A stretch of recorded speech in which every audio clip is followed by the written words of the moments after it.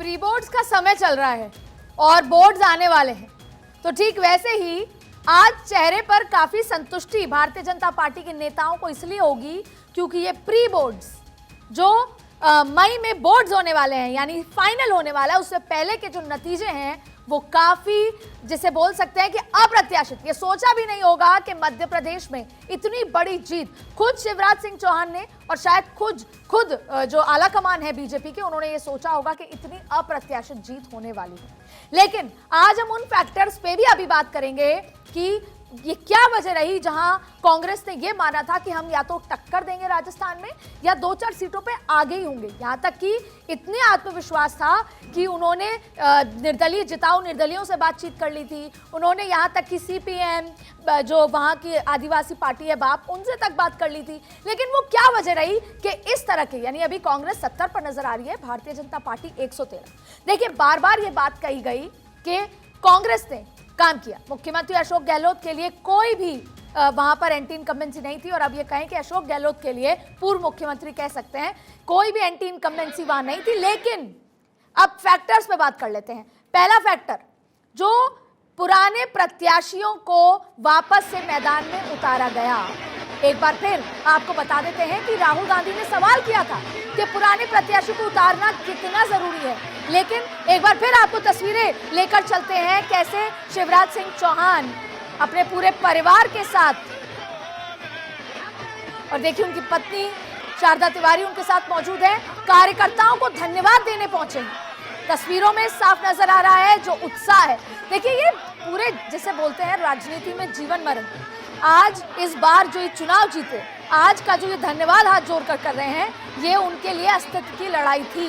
लंबे समय से आलाकमान ये चाहते थे कि लीडरशिप बदली जाए, लेकिन संघ कहीं ना कहीं ये सपोर्ट कर रहा था कि शिवराज सिंह चौहान के बिना कोई चुनाव मध्य प्रदेश में नहीं जिता सकता। मध्य प्रदेश आरएसएस की प्रयोगशाला।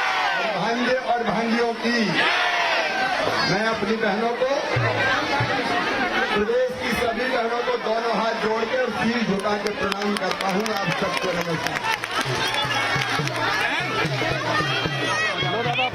मेरी लाडली बहनों,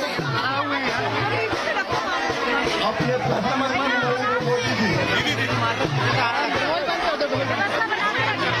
भारत के प्रधानमंत्री, अपने प्रिय प्रधानमंत्री नरेंद्र मोदी जी भारत की करोड़ों करोड़ जनता के हृदय के हार हैं, मुकुटमणि है, प्राण है, और वो एमपी के मन में भी बसते हैं और देश की जनता के मन में भी बसते हैं।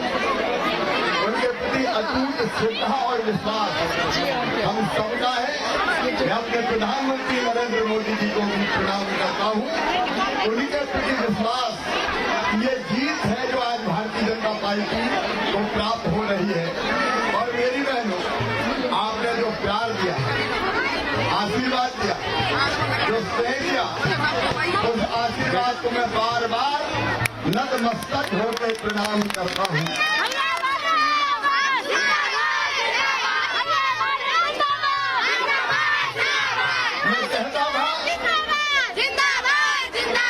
मैं कहता था कि भारतीय जनता पार्टी को अद्भुत जीत हासिल होगी। लोग कहते थे क्यों? मैं कब मेरी लाडली बहनाएं साथ हैं। लोग कहते थे मीडिया के मित्र की कांटे की टक्कर है। अरविंद का कहीं कांटे की टक्कर नहीं है, लाडली बहनों ने सारे कांटे निकाल दिए। हम कहाँ जाते थे, बहनें आके गले मिलती थी, सर पे हाथ फेरती थी, मुझे स्नेह करती थी और एक ही बात कहती थी, भैया अपन जीतेंगे। वो ये नहीं कहती थी कि भैया तुम जीतोगे, वो कहती थी भैया अपन जीतेंगे।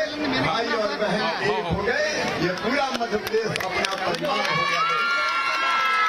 और तो मैं बहनों को, बेटियों को, भाइयों को, भांजे भाइयों को, सबको प्रणाम करता हूँ।